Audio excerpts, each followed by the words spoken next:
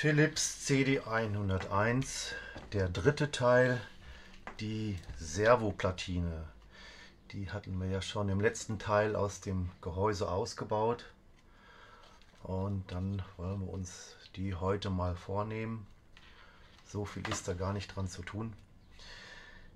Zuerst möchte ich die mal vergleichen mit der Platine des Vorgängertyps, also der CD100. Worin unterscheiden sich jetzt eigentlich diese Platinen? Weil das scheint mir jetzt nicht so viel zu sein. Ich habe hier einmal eine Platine von einem CD100, also CD100, CD101. Hier sind schon mal Kondensatoren getauscht worden. Das sind also nicht die Originalen. Das lassen wir jetzt einfach unbeachtet. Versuche ich mal ein bisschen besser ran zu zoomen. Dass man da vielleicht ein bisschen...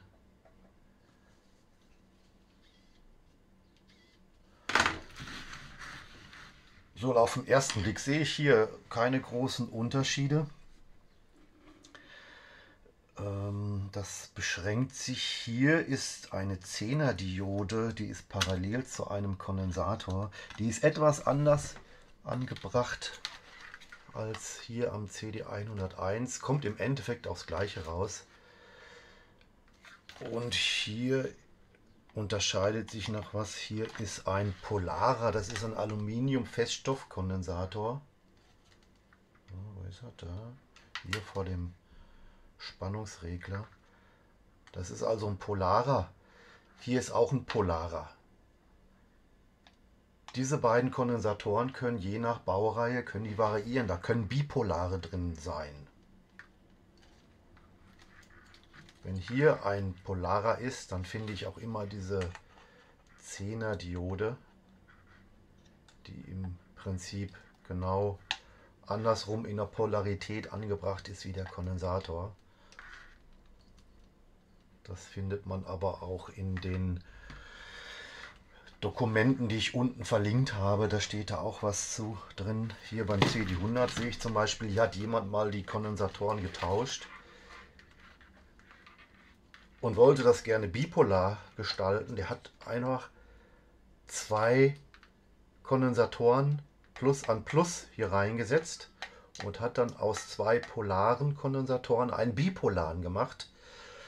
Allerdings halbiert sich dabei die Kapazität. Das heißt, hier sind zwei 33er und ich habe jetzt hier davon einen polaren im Prinzip von, naja, etwas mehr als 15 μF.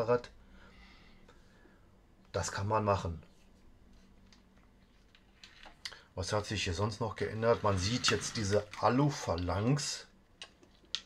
Hier sind beim CD100 sind hier Isolierkörper hinter. Beim 101 ist das nicht mehr der Fall. Die haben den Aluminiumkörper direkt beschichtet, dass das nicht leitfähig ist, dass es hier keinen Kurzschluss gibt. Das erspart natürlich Montageaufwand. Und Schrauben wurden auch noch bespart. Hier haben wir pro zwei, das sind Spannungsregler, haben wir hier eine Schraube zum Befestigen. Das ist wie beim CD104 bei den späteren Modellen. Hier hat noch jeder Leistungstransistor eine eigene Schraube. Ja, das wird keinen großen Unterschied machen.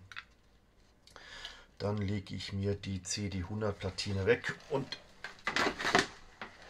kümmere mich nur um die CD101 Platine.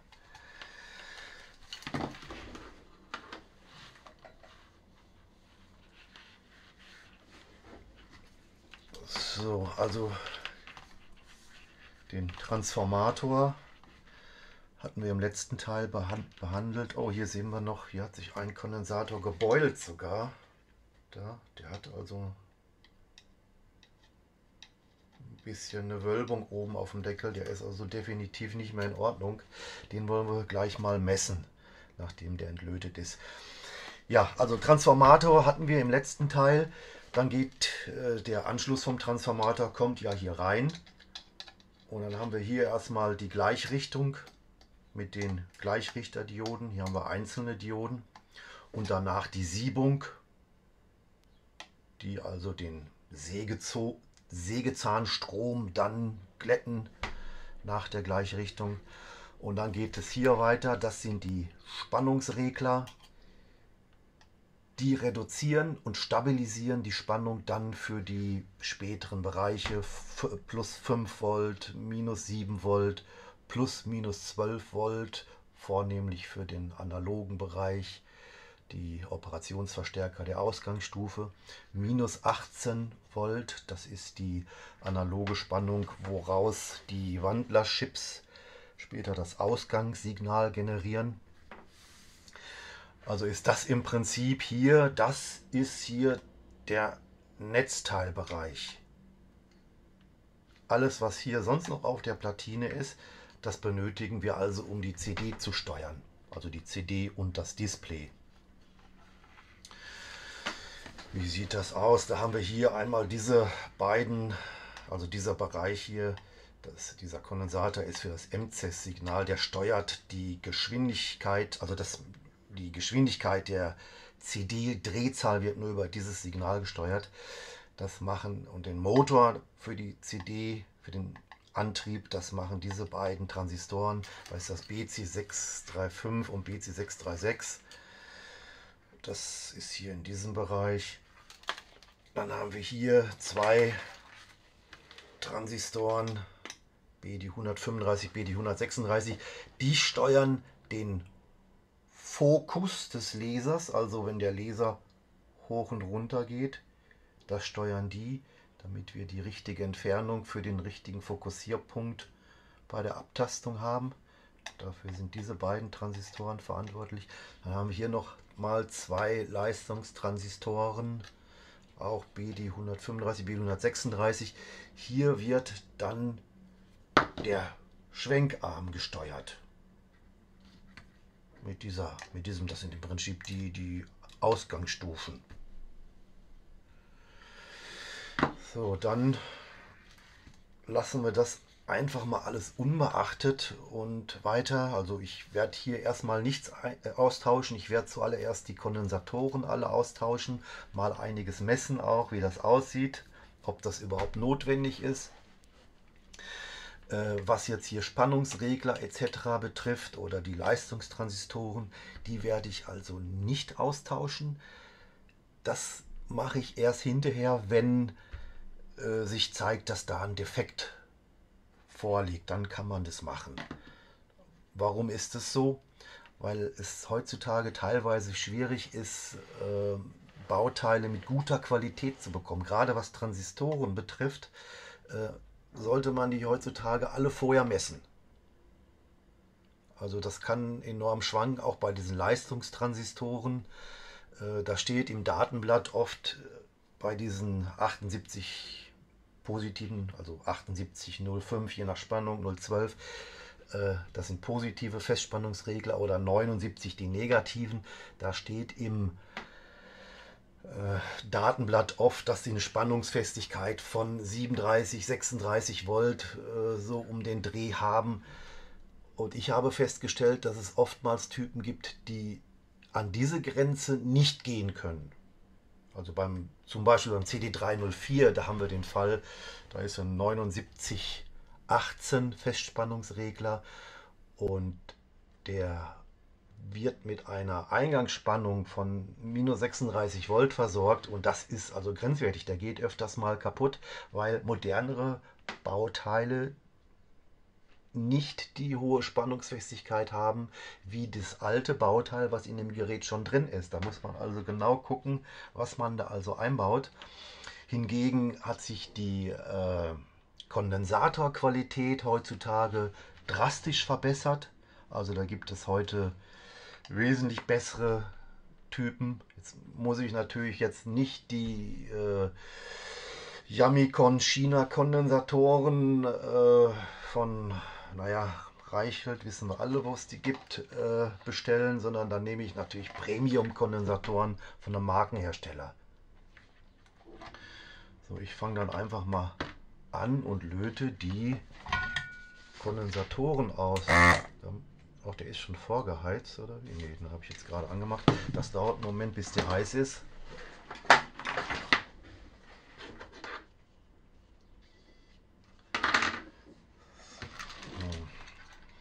Also die Polarität, wie die jetzt hier eingelötet waren, die Kondensatoren, brauche ich mir jetzt nicht merken. Das ist auch auf der Platine aufgezeichnet. Ansonsten findet man das im Dokument.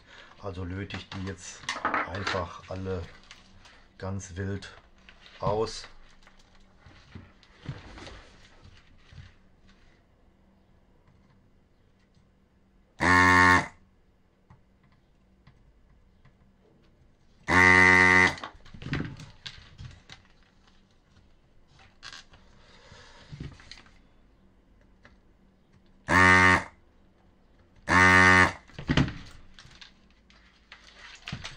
Vielleicht mal die dicken hier.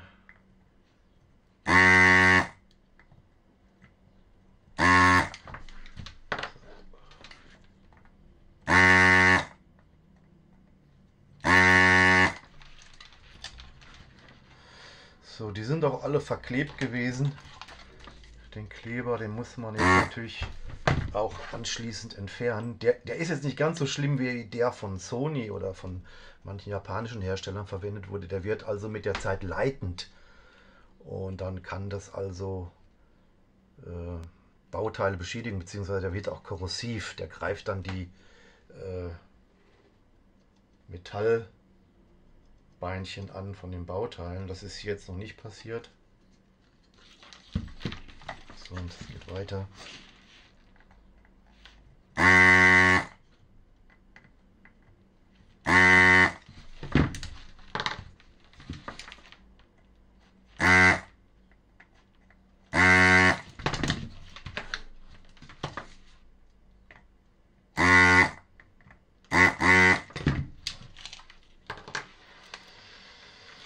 Das macht Spaß mit der Lötpumpe. Die spart also einiges an Arbeit.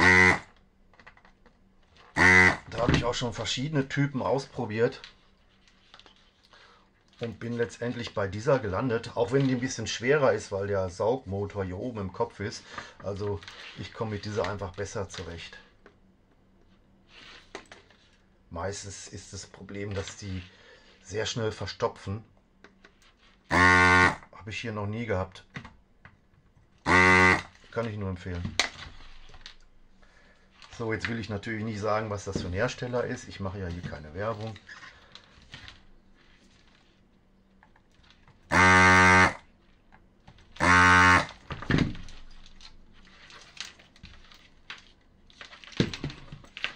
So.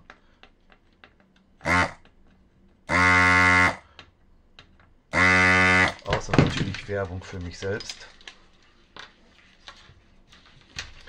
So, das ist dieser mit der Wölbung. Den lege ich mal besonders an die Seite. Den will ich mir doch gleich mal anschauen. Zack.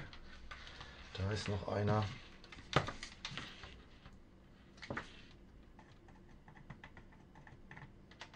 Dann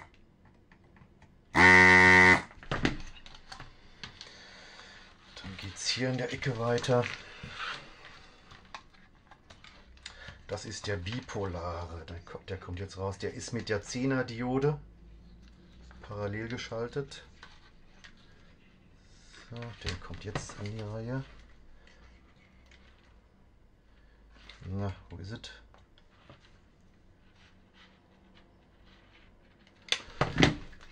Rate mal mit Rosenthal. So, Transistor und dann hier daneben.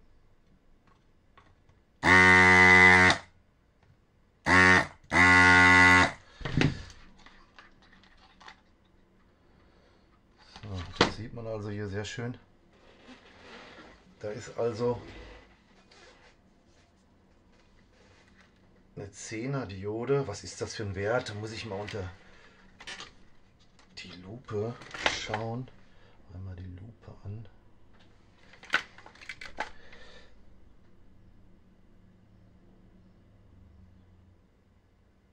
,5 Volt 10er Diode ist das. Weiß nicht, sieht man das? Ja. einfach parallel mit einem 3,3 μF.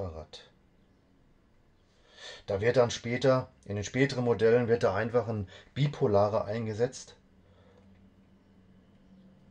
Kann man machen, das ist kein Problem. Aber die bipolaren, die sind manchmal schwierig zu bekommen. Also bei dem üblichen Versender hier in Deutschland kriegt man die zum Beispiel gar nicht. So, dann geht es hier weiter.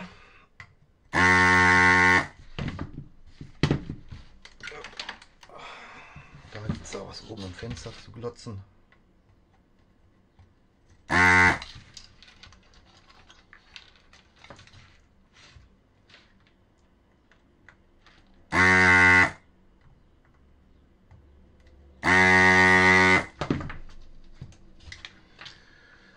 Und da ist noch einer in der Ecke.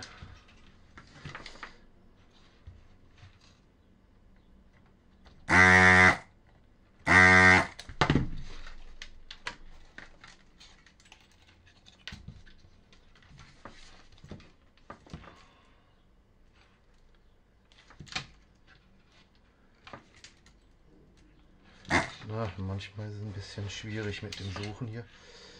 Müsste hier sein. Ja.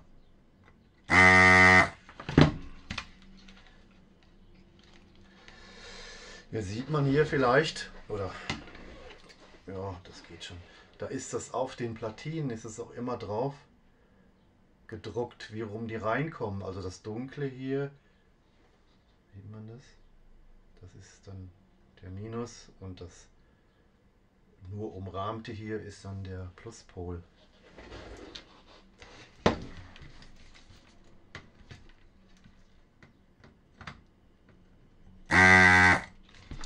Ist ja natürlich am Kondensator auch angezeichnet. Da ist es der schwarze Strich, das ist immer der Minuspol. Also bei Elektrolytkondensatoren. Es gibt auch Kondensatoren, da ist nicht der Minuspol mit einem schwarzen Strich markiert. Zum Beispiel bei Tantal-Kondensatoren, da ist der schwarze Strich plus. Tantal sehen im Prinzip so ähnlich aus wie das hier, da dieser kleine. Und dann gibt es noch Aluminium-Feststoffkondensatoren, die sehen so aus. Da sieht man auch vielleicht, da ist auch der Plus gekennzeichnet, aber mit dem Pluszeichen, nicht mit dem schwarzen Strich. Was haben wir sonst noch? Diese Orangen, das sind jetzt hier Folienkondensatoren. Die meisten werden es wissen, vielleicht der ein oder andere nicht.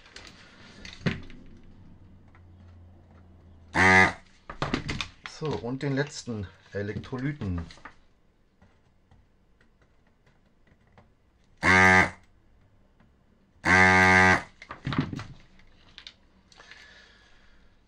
Das waren erstmal hier alle Elektrolytkondensatoren. Da geht es dann weiter. Jetzt schaue ich mir aber einmal die Kondensatoren an. Wie sehen die überhaupt aus? Also von den Werten. Schön sind die sowieso nicht.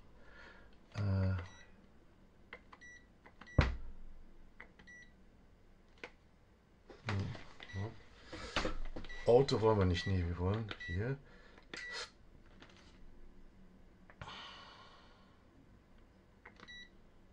QESR. Fangen wir mal mit dem gebeulten hier an. Das war dieser.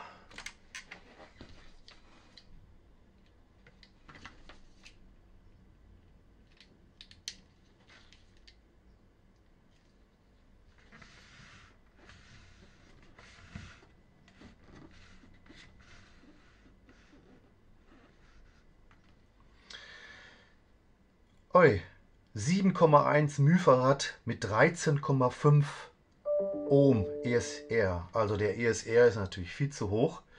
7 μF, was soll der denn haben? Das wird wahrscheinlich zu wenig sein.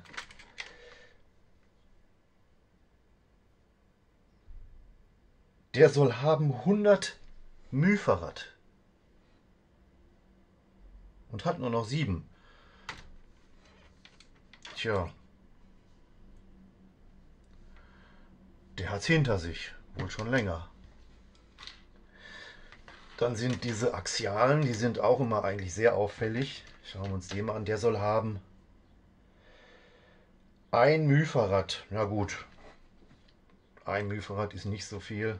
Schauen wir mal, was er hat. Ha. Hat er ungefähr 1 μF, aber der ESR ist auch viel zu hoch. 22 Ohm.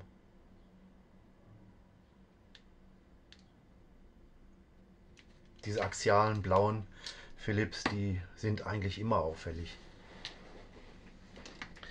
So, bei den größeren Kondensatoren ist oftmals der Wert nicht so sehr unterschritten. Schauen wir uns das mal an. Hier haben wir jetzt ein 2200 μF. Ey.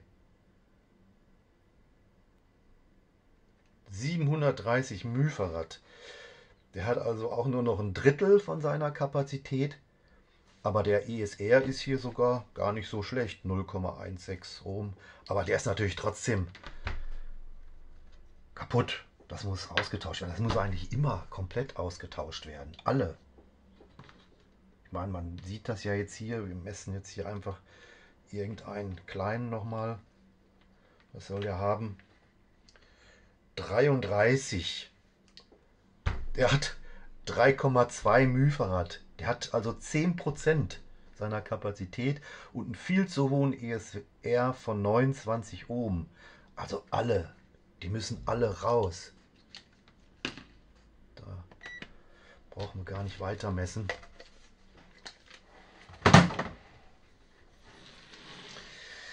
Die sind also komplett Sondermüll.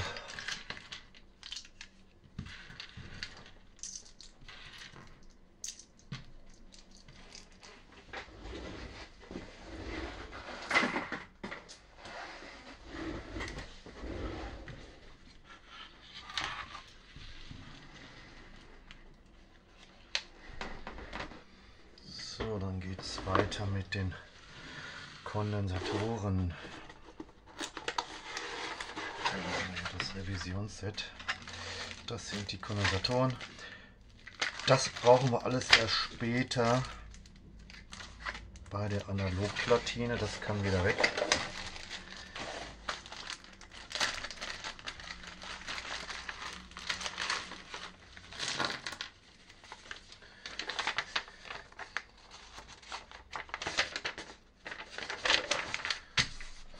Hier stehen also die Kondensatorwerte auch nochmal drauf und auf welcher Platine die eingebaut sind. Aber das ist nur eine grobe Übersicht. Das ist für uns einfacher zum Packen. Wo die eingebaut werden und wie und was, das kann man einfach im Dokument viel besser sehen. Das PDF-Dokument ist verlinkt unten. So, da brauchen wir fürs Netzteil diese größeren Kondensatoren zuerst. Ja, was nehmen wir denn da? Hier verschiedene Premium-Typen, FC, FM, manchmal FR von Panasonic. Wir nehmen also keine China-Kondensatoren, die haben sich hier also nicht bewährt. Ich weiß nicht, was man da an Geld sparen will, wenn man solche Kondensatoren nehmen will, was da für eine Einstellung zugrunde liegt, dass man da irgendwie 4, 5 Euro für so ein ganzes Gerät spart. Also das scheint mir nicht die richtige Einstellung zu sein, wenn ich jetzt hier so ein hochwertiges Gerät, so ein HiFi-Klassiker nehme. Das sind dann aber auch eher die Geräte, irgendwelche Bastelbuden, die auf dem Küchentisch gemacht wurden, die bei eBay landen. Also wie gesagt, da ist es schon recht komfortabel, wenn man auf diese Sets zurückgreift. Was da drin ist, jetzt hier auch diese bipolaren, die bekomme ich eh nicht. Also ich bekomme eh nicht alles, was da drin ist, von einem Anbieter. Jetzt wollen die Leute meistens ja bei Reichelt bestellen. Das geht also nicht. Und dann habe ich mit Portokosten, wenn ich an mehreren Quellen bestelle, plus raussuchen etc., habe ich also einen sehr hohen Zeitaufwand. Und ich kriege sowieso ja nicht alles das, was in den Sets drin ist. Je nachdem, was für ein Gerät das ist, da sind die Gummiriemen drin. Da ist immer ein Pflegeset bei, sehr zu empfehlen. Relais, Glühbirnen. Also da sollte man nicht Äpfel mit Birnen vergleichen. Also in diese Sets, die sind hier ausgereift für die Geräte. So, dann ja, was kann man denn machen? Wir wollen ja das Gerät verbessern. Liest man ja auch in Internetforen häufig, obwohl ich da eigentlich gar nicht mehr lese. Allheilmittel, um da ein High-End-Gerät rauszumachen, Kondensatorwerte erhöhen. Das ist natürlich totaler Unsinn. Im Gegenteil, das ist also sehr, sehr schlecht. Diese Sets haben die Originalwerte der Kondensatoren, die auch hier drin waren. Wenn mal wo was zu erhöhen ist, kommen wir später noch drauf. Wenn ich hier also die die Kapazitätswerte hier erhöhe, was passiert dann? Der Einschaltstrom erhöht sich.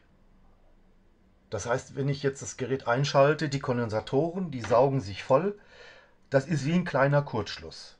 Da nimmt also alles, was im Weg dazwischen ist, nimmt Schaden. Das sind bei diesen Primären, bei den großen hier vor dieser Regelung, sind das zum einen die Gleichrichterdioden, der Transformator selbst, auch der Schalter. All das nimmt Schaden. Also Kondensatorwerte erhöhen ist erstmal, das lassen wir erstmal außen vor, ist generell nicht sinnvoll. Auch nicht im primären Bereich, das heißt nach diesen Spannungsreglern hier. Weil auch da der Einschaltstrom erhöht sich, die Spannungsregler müssen plötzlich einen sehr hohen Einschaltstrom durchschieben, die nehmen dauerhaft Schaden. Was will ich denn überhaupt beabsichtigen mit Kondensatorwerte erhöhen? Die wahrscheinlich die Spannungsqualität verbessern. Das machen wir aber ganz anders. Kondensatorwerte erhöhen, das macht Sinn bei zum Beispiel einem Leistungsverstärker, der einen sehr hohen Strombedarf ist. Je höher der Strombedarf ist, je mehr Ampere ich da reinschiebe, desto schwieriger wird das eben mit der Gleichrichtung und den Kapazitäten, den Sägestrom da wieder auszugleichen. Da fließen ja einige Ampere bei einem Leistungsverstärker. Hier bei diesen CD-Spieler, da haben wir eine Ausgangsstufe, also wenn wir jetzt bei einem analogen Bereich bleiben, mit 2 Operationsverstärkern als Ausgangsstufe, da liegen wir im Milliampere-Bereich. Da erhöhen wir jetzt nicht die Kapazitäten. Also wenn wir einen Leistungsverstärker haben, das ist also immer nachteilig. Und man kann auch davon ausgehen, dass als das Gerät entwickelt wurde, dass die sich was dabei gedacht haben, wenn die Werte berechnet haben für die Kondensatoren. Also auf der Analogplatine, da sehen wir später nochmal, da kann man bei manchen Geräten überlegen, das maßvoll zu erhöhen. Da gehe ich aber später drauf ein. Hier auf dem Servoboard macht das keinen Sinn. Auch nicht hier im Netzteil nicht die Werte erhöhen. Also wenn ich hier was verbessern will, dann mache ich was ganz anderes.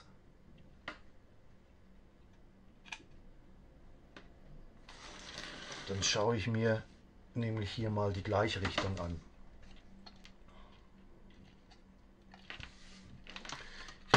Ich nehme mal einen Schaltplan dazu.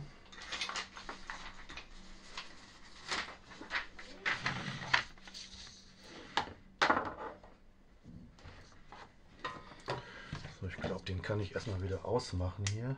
Ja.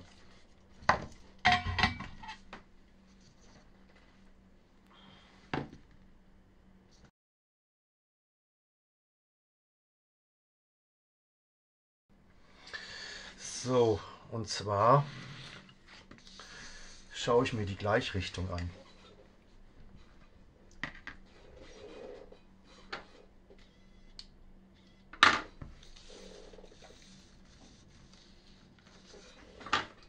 Das ist jetzt hier der Schaltplan von dem Netzteil.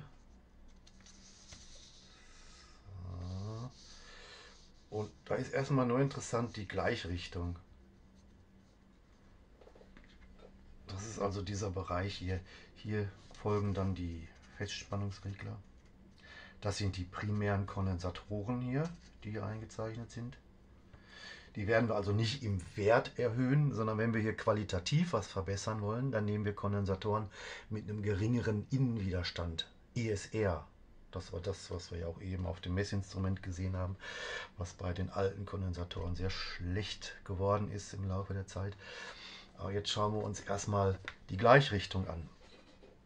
Jetzt sehen wir hier also die einzelnen Dioden. Das sind hier, diese hier. Und daneben sehen wir hier immer parallel geschaltet zu den Dioden im Einzelnen, sehen wir zu jeder Diode parallel geschaltet einen kleinen Kondensator. Das sind diese hier, der und auch diese dickeren hier, nicht nur diese, die fast aussehen wie Widerstände. Weil hier sieht man zum Beispiel, der hat 100 Nano, das ist dann dieser dickere hier. Was hat es damit auf sich? Die Dinger nennt man Snubber-Kondensatoren.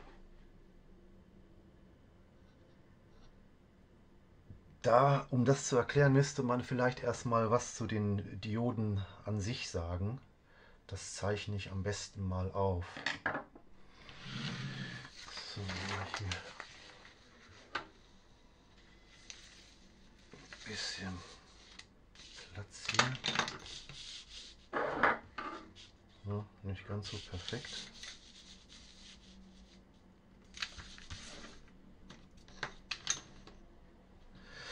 So, was haben wir jetzt hier für eine Diode drin? Das ist eine 1N5060. Das ist eine Standarddiode. Jetzt schauen wir uns nur mal die Dioden einzeln an, was die machen würde. Wir haben jetzt hier unseren Wechselstrom, unsere Wechselspannung, die vom Transformator kommt.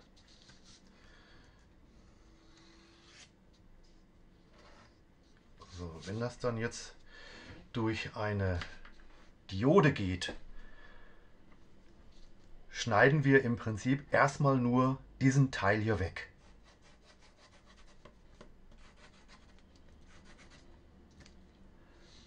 Also soll das theoretisch nach der Diode, wird eine einzelne Diode erstmal nur betrachtet. Das ist hier unsere Nulllinie. Also hier oben Nulllinie, dann ist das der positive Bereich, das ist der negative Bereich. So, und das wollen wir hinterher haben. Wir wollen hier nach der Diode diesen positiven Bereich haben und der untere Bereich, der ist abgeschnitten. Und dieser Bereich, der wird eben unterschiedlich gut von der Diode abgeschnitten. Jetzt haben wir hier eine Standarddiode. Da sieht das eher so aus. Das heißt, die ist relativ langsam, die braucht dann ein bisschen, die schwingt hier leicht runter in den negativen Bereich. Je höher der Strombedarf ist, desto mehr Ripple hat hier auch. So. Das ist also unsere Standarddiode. Die ist sehr preisgünstig. Da gibt es heute bessere Sachen. Und diesen Snubber-Kondensator, also der parallel geschaltet wird, der macht das tatsächlich ein bisschen Sinn. Dadurch, was macht ein Kondensator, wenn ich jetzt einen Folienkondensator in eine Wechselspannung lege, was macht der? Der lässt einen gewissen Anteil Wechselspannung durch. So, und dadurch glättet der im Prinzip diesen Ripple hier, verbessert auch ein bisschen den Bogen. Also es wird dadurch hier ein bisschen besser. Nur wenn wir von vornherein eine ganz andere Diode nehmen, können wir hier das vermeiden und brauchen diesen Snubber-Kondensator nicht, der uns ja Wechselstrom durch, also die Gleichrichterdiode überbrückt mit Wechselstrom. Das wollen wir ja eigentlich gar nicht haben. So, was hatten wir hier? Das ist 1N5060. Das ist natürlich eine sehr alte Standarddiode. Was kann man da jetzt sonst nehmen? Also die hat 2 Ampere, wenn ich mich da richtig entsinne. So, nehme ich immer hier so eine SPY V27. Die hat im Prinzip die gleichen Spannungswerte, 200 Volt, 2 Ampere. Aber das ist eine Ultra-Fast-Diode. Das heißt, diese Diode reagiert viel schneller. Wenn ich das jetzt mal aufzeichne, nochmal, ich mache mal hier unsere Nulllinie. Ja, habe also hier diese positiven Halbwellen. Und bei dieser Ultra-Fast-Diode, die macht also diesen Übergang hier. Die geht auch minimal hier in den negativen Bereich, aber deutlich weniger als jetzt eine träge alte Diode. Und dann lasse ich diesen Snubber-Kondensator weg und schiebe da nicht gleich Wechselspannung dann danach. Was man sonst noch nehmen kann, das ist eine Schottky-Diode. Versuche ich auch mal aufzuzeichnen. Was macht eine Schottky-Diode? Der Unterschied bei der Schottky-Diode ist, die geht gar nicht in den negativen Bereich hier rein. Also unter die Nulllinie geht die gar nicht. Eine Schottky-Diode mit abnehmender Geschwindigkeit, das mache ich dann mal hier, die bleibt also hier, macht die Rundung, ihre Reaktionszeit im Prinzip hier im positiven Bereich, aber geht nicht in den negativen.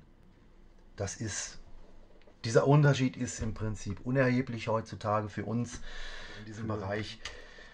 Da können wir auch die Ultra-Fast-Diode nehmen. Wodurch unterscheidet sich eine Schottky-Diode sonst noch? Wenn ich jetzt ich mache es mal mit einem anderen Stift, die ursprüngliche Wechselspannung mir anschaue, das ist jetzt also die Wechselspannung, wie sie vorher war, dann sehe ich hier oben einen Spannungsabfall. Der ist bei einer Schottky-Diode etwas kleiner als bei einer Ultra-Fast. Bei einer Schottky in dieser Größenordnung wird das 0,7 Volt sein, während das bei einer Ultra-Fast-Diode vielleicht 1 Volt ist, knapp über 1 Volt. Das ist also völlig unerheblich in diesen Spannungsbereichen. Nur, wie gesagt, eine schnelle Diode ist wichtig, entweder eine Ultra-Fast oder eine Schottky-Diode. Und dann diese Snubber-Kondensatoren raus. Also das hat man gemacht bei eben sehr langsamen Dioden oder wenn ich jetzt einen Leistungsverstärker habe, wo durch die Diode sehr viel Ampere geht. Also je nachdem wie sauber das hier im negativen Bereich ist, hängt auch mit der Amperezahl, also mit der Stromaufnahme zusammen. Je höher die Stromaufnahme ist, desto größer wird die Schwankung nach unten und auch der Rippel hier auf dieser Linie. Also dann kann das unter Umständen, wenn ich da jetzt, es gibt solche Dioden heute auch für Leistungsverstärker, die ultra schnell sind und auch 16 Ampere können. Da brauche ich dann auch wieder keinen Snubber-Kondensator. Ansonsten sieht man das dann eher bei Leistungsverstärkern, älteren. Heute ist das eigentlich nicht mehr notwendig. Deshalb entferne ich jetzt auch komplett diese Snubber-Kondensatoren und auch die Dioden, die Gleichrichterdioden, und tausche die aus gegen eben Ultrafast. So, diese Drähte von den Gleichrichterdioden und auch von den Snubber-Kondensatoren, die sind relativ dick. Das lässt sich also, weil die umgebogen sind hier nach unten, an der Unterseite nach innen umgebogen sind, lässt sich das auch schwer entlöten. Deshalb kneife ich die alle an der Oberseite ab. Dann kann ich die Drahtenden unten einfach entnehmen, ohne da die Lötaugen zu beschädigen. Auch hier sieht man schön, da ist die Richtung der Diode auf der Platine dann aufgezeichnet. Das sind jetzt hier diese Snubber-Kondensatoren. Das sind im Prinzip diese 4 Stück, die jeweils neben den Gleichrichterdioden sitzen.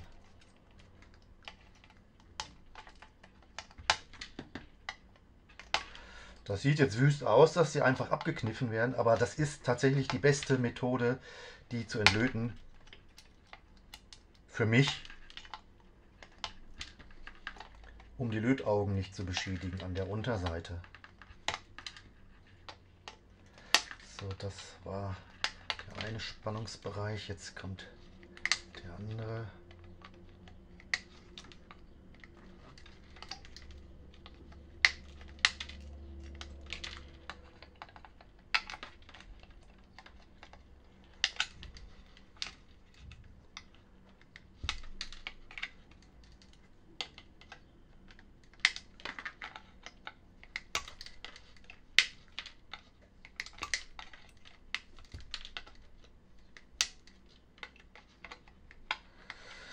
So, 8 Dioden und 8 Snubber-Kondensatoren entfernt.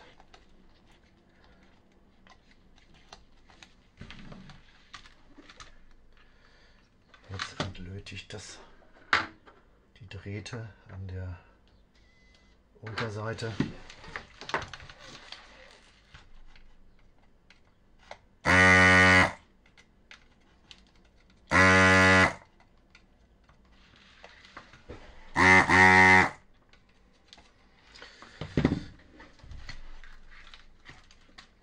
Die fallen dann einfach raus, die Drähtchen.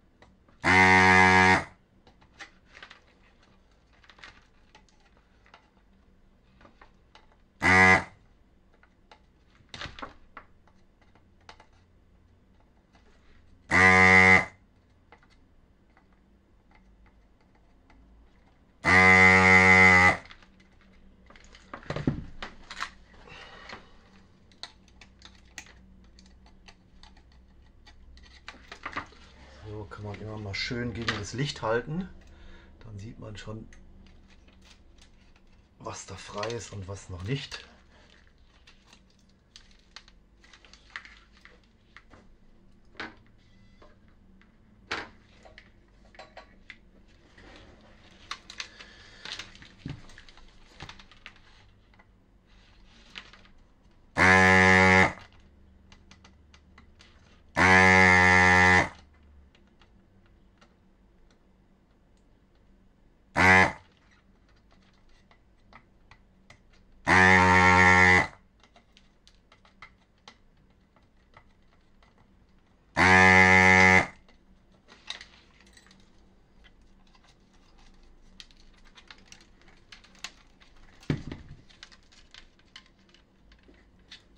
So, einfach gegen das Licht halten. So, dann sieht man da schön, wo das Licht durchscheint, ist auch nichts mehr. Im Loch.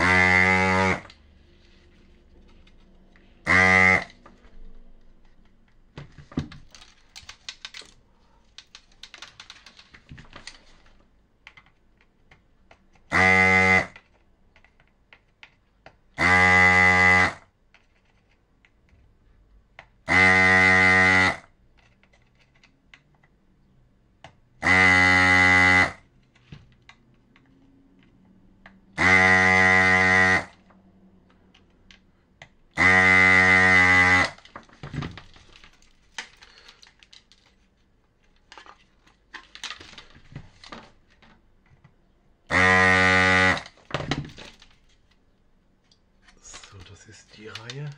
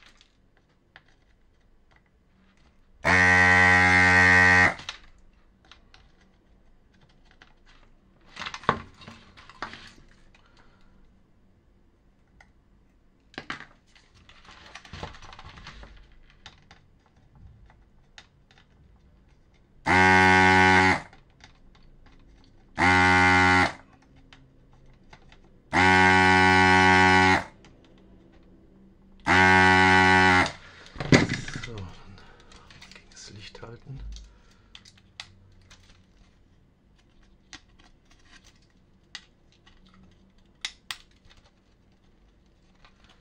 Da haben wir noch einen vergessen. Wo sitzt der?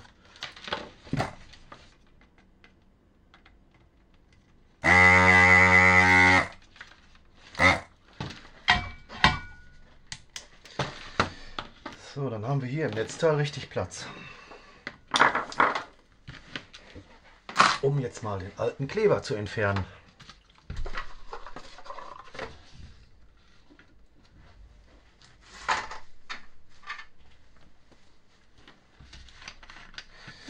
So, ich denke, mit Isopropanyl werden wir da nicht viel erreichen. Mal probieren hier bei diesem alten Kleber, das fühlt sich also an wie Pattex. Sowas in der Art.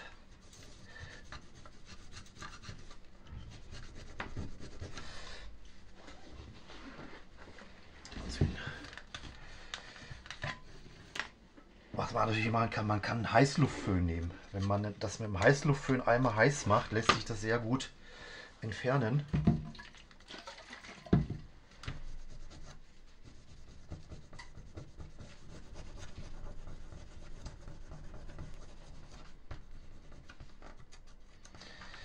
Braucht man nicht, also das geht jetzt auch mit Aceton zum Beispiel, der löst das auch an.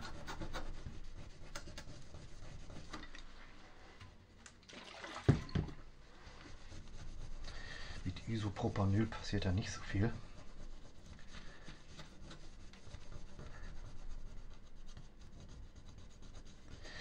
Die neuen Kondensatoren, die brauchen hier auch nicht eingeklebt werden. Die haben heutzutage an der Unterseite alle so einen Gummipuffer. Also da braucht nichts eingeklebt werden.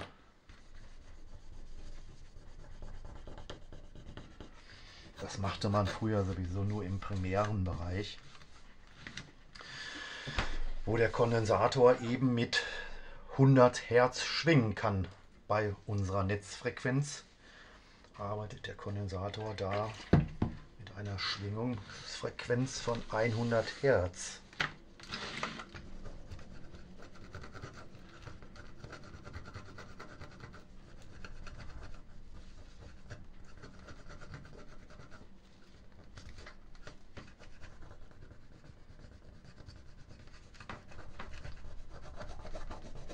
Naja, wem es zu lange dauert, da gibt es übrigens so einen Schieberegler an der Unterseite. Man kann auch einfach vorspulen.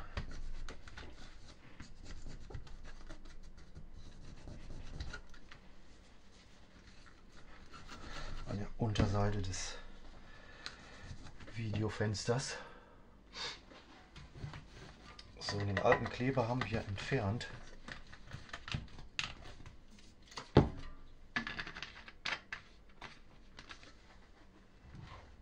Kann man im Prinzip anfangen und die Gleichrichterdioden einzulöten. Aber ich mache mir hier erstmal Platz.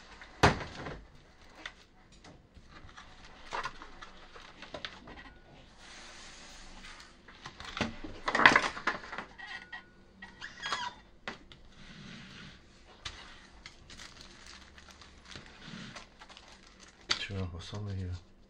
Da entweder diese SBYV27 oder vielleicht eine Schottky-Diode SB1100. Ich nehme jetzt hier diese.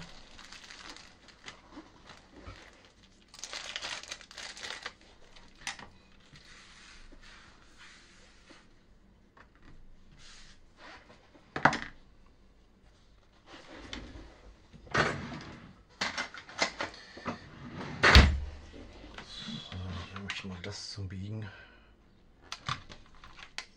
Ich hab's ja. Warum soll ich es dann nicht benutzen?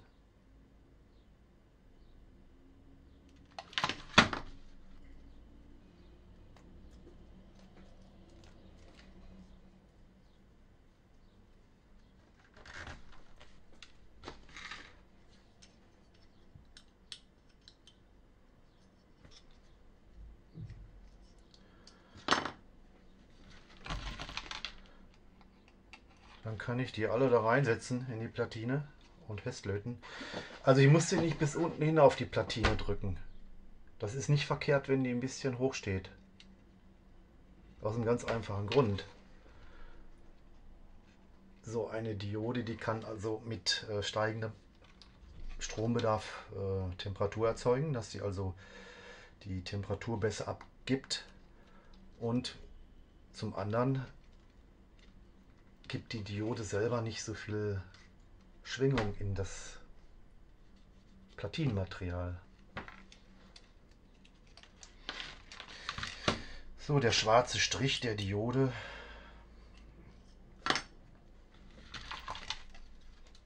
Also der ist ja jetzt nicht schwarz, weil jetzt hier die Diode schwarz ist, ist der Strich selber.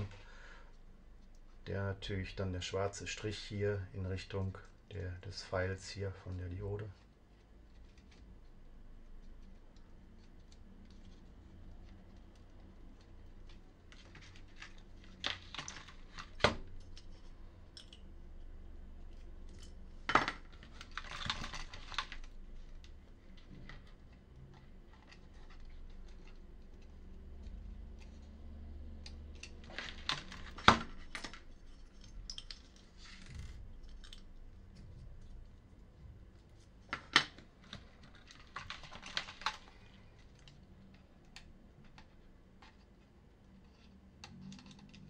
So, das war hier in diesem Spannungsbereich die vierte und letzte.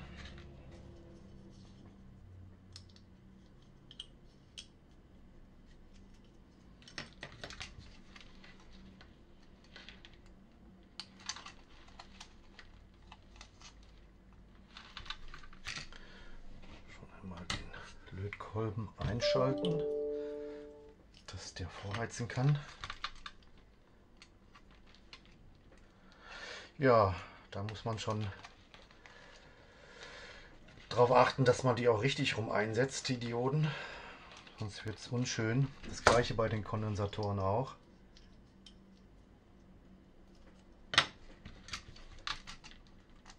Also ein falsch rum eingelöteter Kondensator, der kann auch platzen. Also im minus 5 und plus 5 Spannungsbereich, wo die primäre Spannung um die 10 Volt liegt, da wird das nicht passieren. Aber in dem Bereich plus 12, minus 12 Gleichstrom, da hat ist die Spannung vor den Spannungsreglern höher mit um die 20 Volt. Also wenn ich da einen Kondensator falsch einlöte, das kann also schon zu einer kleinen Explosion führen. Das passiert nicht sofort. Der lädt sich im Prinzip auf und dann hört man schon ein kleines Surren. Und dann fängt man an, das Surren zu suchen. Und wenn ich genau im Ohr drüber bin, dann knallt es. Oder besser noch mit dem Auge. Das kann also alles passieren. Da sollte man also schon entsprechende Sorgfalt walten lassen. So, dann kann man im Prinzip diese Dioden schon wieder einlöten.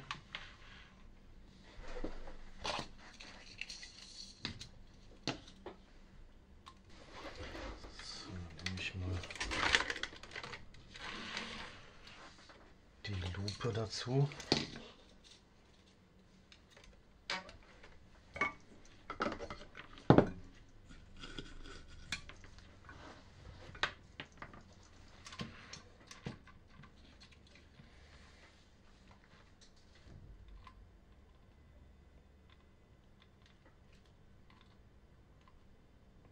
So, und die Löcher, die jetzt offen bleiben von den Snubber-Kondensatoren, die löte ich jetzt einfach mit zu. Einfach damit es schöner aussieht.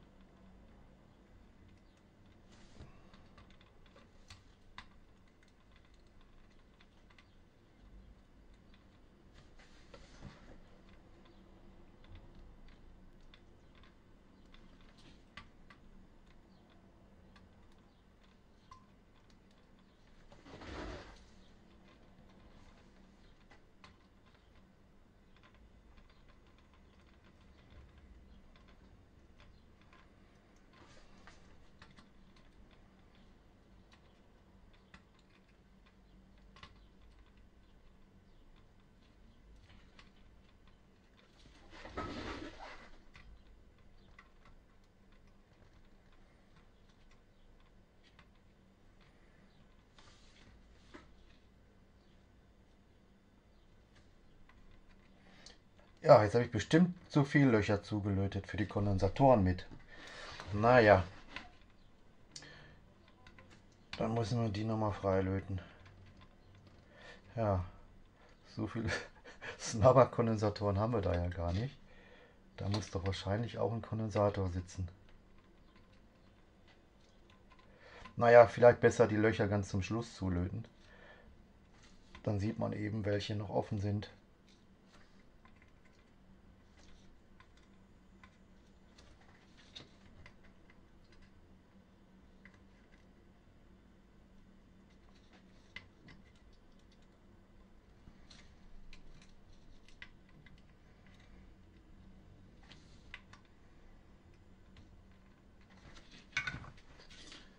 So, die Pinne abschneiden.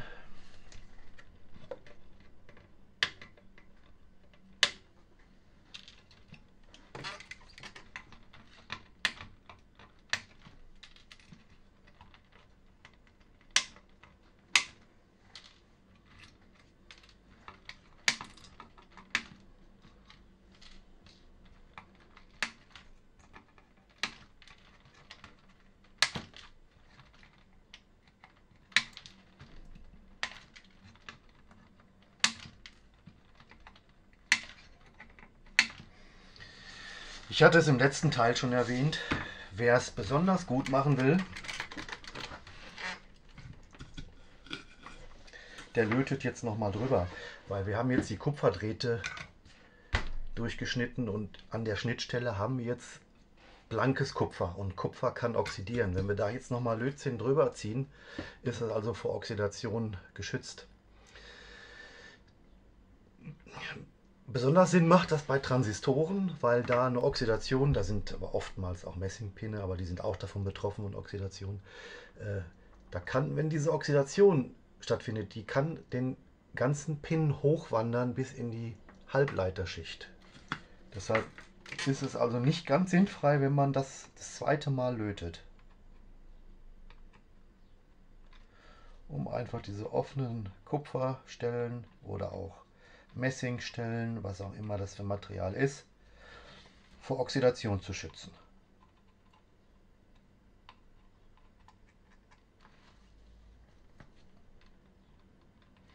Also ich löte sowieso gleich nochmal das ganze Board nach.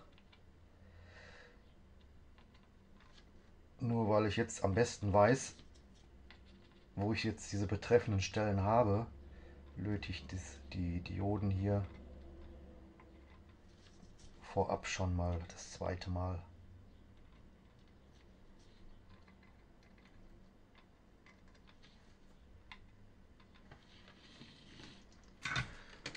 So, weil ich jetzt zu voreilig war, habe ich hier irgendwo Kondensatorlöcher wieder zugelötet. Einmal da.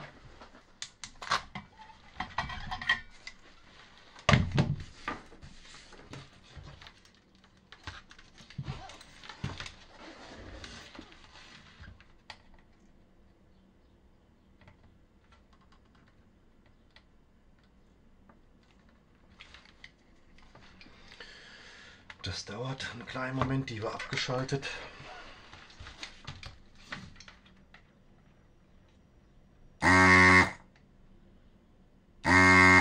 Ist ja kein Problem. Der ist wieder frei. Da, der ist schon frei gewesen. Dann haben wir hier noch zwei, die sind frei. Und da habe ich noch zwei Löcher zugemacht.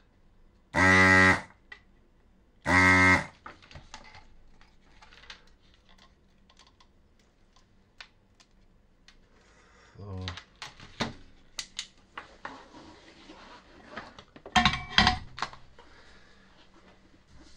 So, jetzt verbleiben, wenn man sich den Schaltplan nochmal anschaut. Der ist jetzt leider ein bisschen, der Filzschicht hat ein bisschen durchgedrückt. Jetzt sehen wir hier auch noch für die analoge Spannung. Sehen wir hier auch noch 3 Dioden. Das ist also nicht ganz so wichtig, das kann man auch machen. Da kann man die gleichen Dioden reinsetzen, also Ultrafast oder auch eine Schottky-Diode. Das ist eine Halbwellen-Gleichrichtung für die minus 18 Volt der analogen Spannung der Wandler. Also hier im Prinzip mit einem Kondensator parallel geschaltet. Einmal die erste Blockung so gesehen des Wechselstroms und hier dann nochmal und eine parallel geschaltet nach Masse. Die finden wir hier auf dem Board. Das ist die parallel geschaltete, das ist die erste, die die ist nach Masse und hier die ist mit dem Kondensator parallel geschaltet und das ist die letzte hier auf der anderen Seite neben diesem Kühlblech, die dann vor dem Festspannungsregler sitzt. Diese. Die kann man auch tauschen in den gleichen Typen. Das mache ich jetzt auch.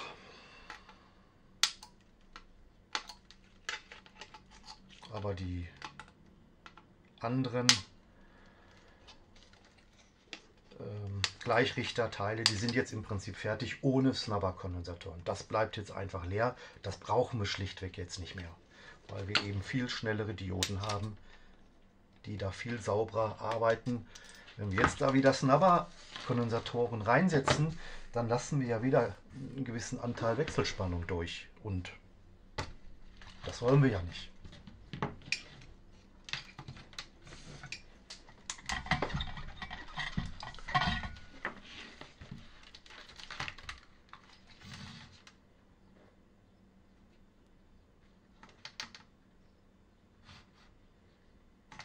Ich kann natürlich auch alle Dioden auf einmal machen. Ich habe es jetzt nicht gemacht, um eben diese 3 Netzteilbereiche separat zu haben.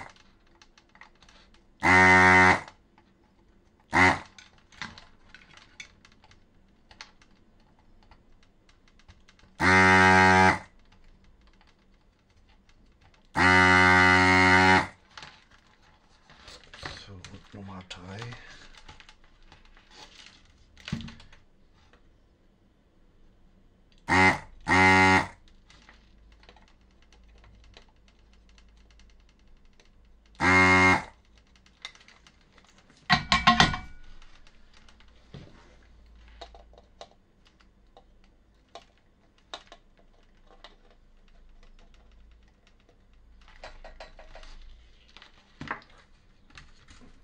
Das sollte nicht passieren.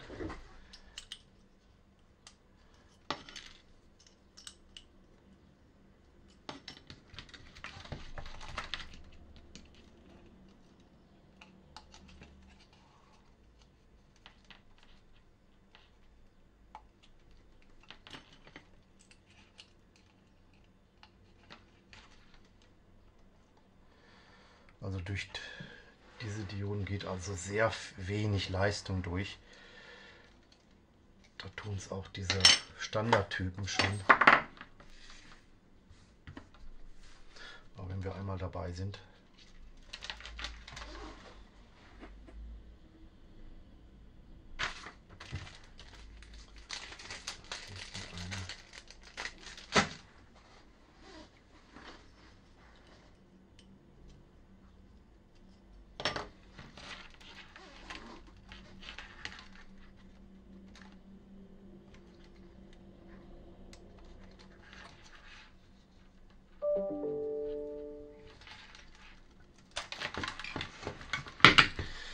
Das sind also hereinprasselnde E-Mails.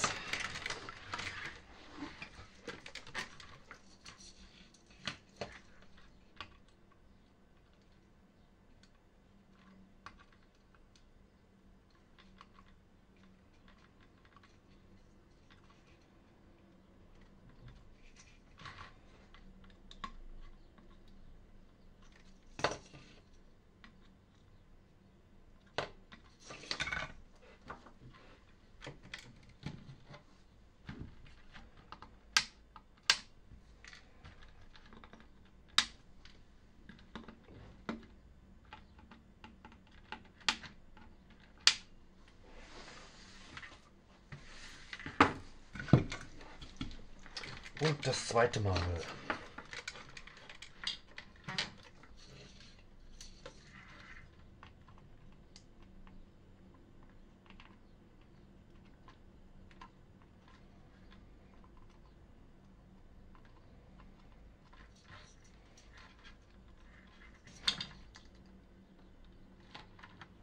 Hier sieht man sogar was fast aussehen könnte wie eine kalte Lötstelle. Ja. Hier oben. Sieht man das? Da kümmere ich mich also später drum, wenn die Kondensatoren drin sind. Dann löte ich im Prinzip alles, was irgendwie verdächtig aussieht, beziehungsweise also alles nochmal nach. Jetzt ging es nur um die Gleichrichter. Da sind also einige, die so ein bisschen verdächtig aussehen. Das bleibt auch nicht aus. Diese Platine hat sich schließlich jetzt 40 Jahre oder länger mit steigender Temperatur im Betrieb ausgedehnt und wieder zusammengezogen. Da werden also solche Lötverbindungen auch darunter leiden.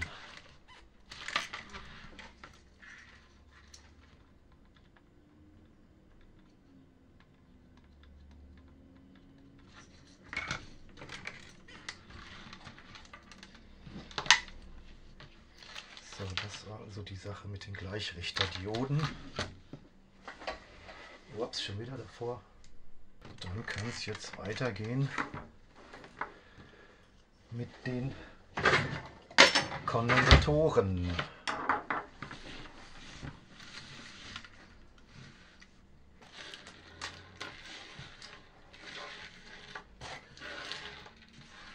Nicht abhauen hierhin. Ups, da ist schon der erste unten.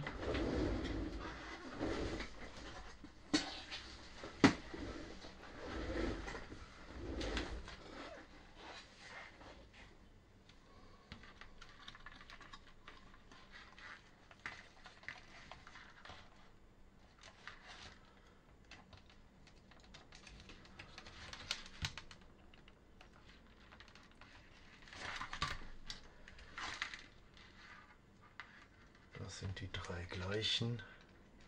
2200.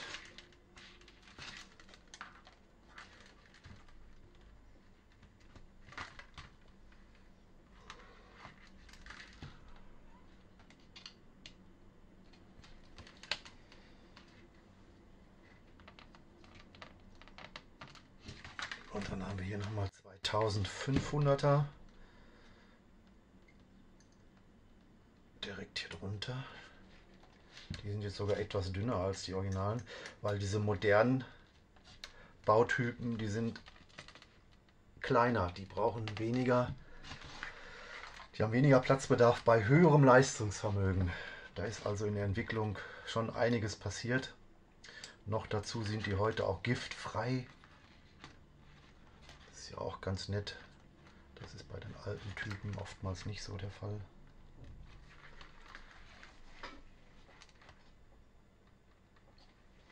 So, dann haben wir jetzt hier, brauchen wir ein 100, da bei diesem 150, also der hat eine etwas höhere Spannungsfestigkeit. Das war übrigens auch der verbeult aussah. Deshalb da schon auf die richtige Spannungsfestigkeit achten. Da ist also einer bei, der hat 100 μF, 50 Volt. Der kommt also hier rein, wo dieser verdellte Kandidat drin war, weil der direkt an der Wechselspannung sitzt.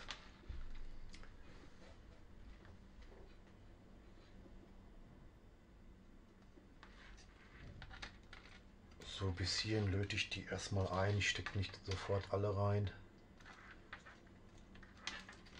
Peu à peu nochmal die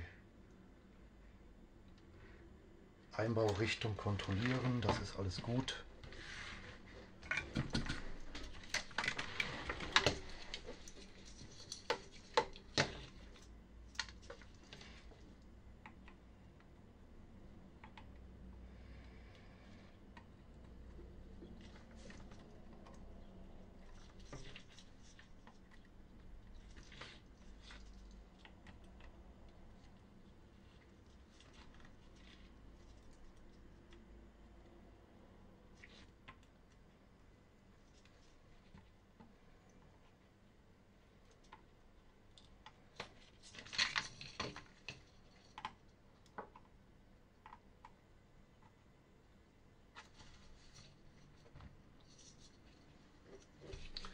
So, das waren schon hier alle die Drähtchen wieder abkneifen.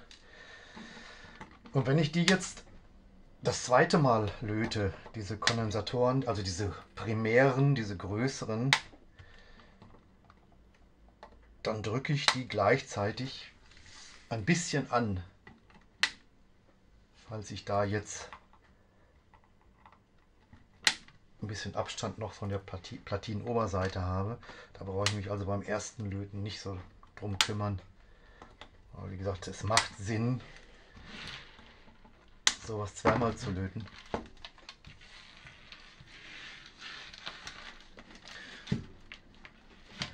Und in dem Atemzug kann ich die gleich andrücken.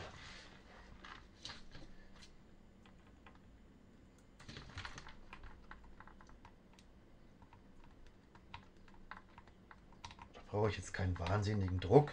Ich habe einfach nur den Finger hier unten drunter und drücke die größeren Typen hier, die primären, drücke die nochmal an, dass die richtig plan auf der Platine aufsitzen.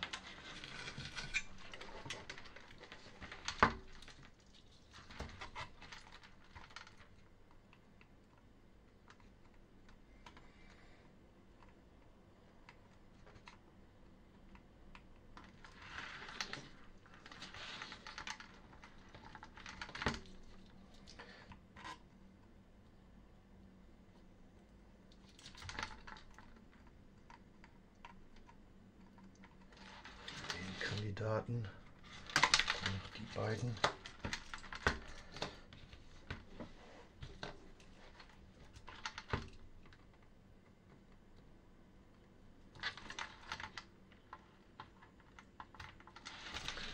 Hier sehen wir jetzt zum Beispiel, der wackelt. Die sind noch nicht, die sind richtig auf, die sitzen richtig auf, aber dieser hier sitzt, der ist Luft. Also das ist bei den primären Kondensatoren. Da macht das Sinn. Bei den kleinen Typen, die nach den Spannungsreglern sitzen, da ist das also zu vernachlässigen. Da ist es sogar im Prinzip besser, wenn da ein bisschen Luft drunter ist. Dass die also schwingungstechnisch von der Platine entkoppelt sind.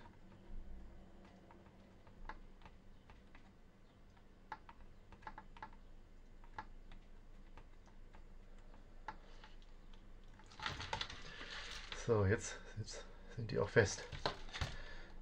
So, den brauchen wir nicht. Den legen wir nur nach.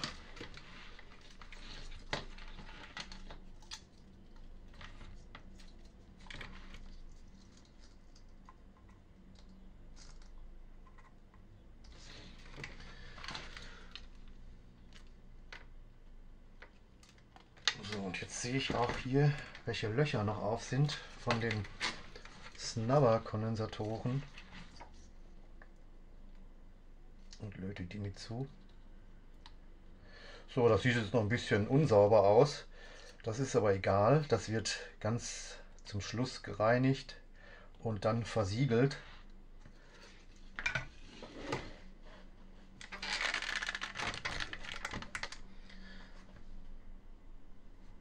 So, und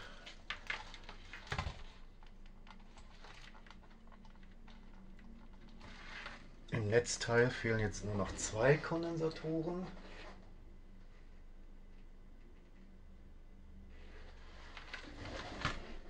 Das sind 33 μF. Davon brauchen wir mehrere auf den Platinen. Deshalb sind die in einem separaten Tütchen verpackt immer, damit man hier nicht so rumkramen muss und alles durcheinander fliegt. Da haben wir jetzt 33 μF mit einer 35 Volt Spannungsfestigkeit. Das sind die beiden.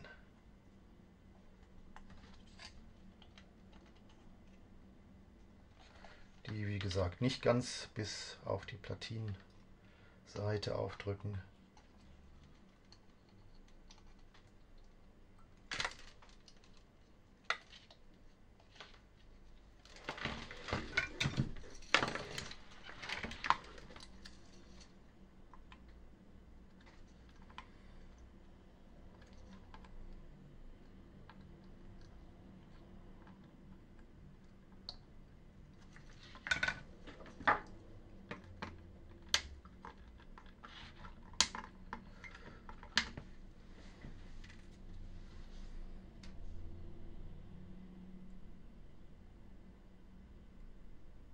So, damit man da wieder was sieht.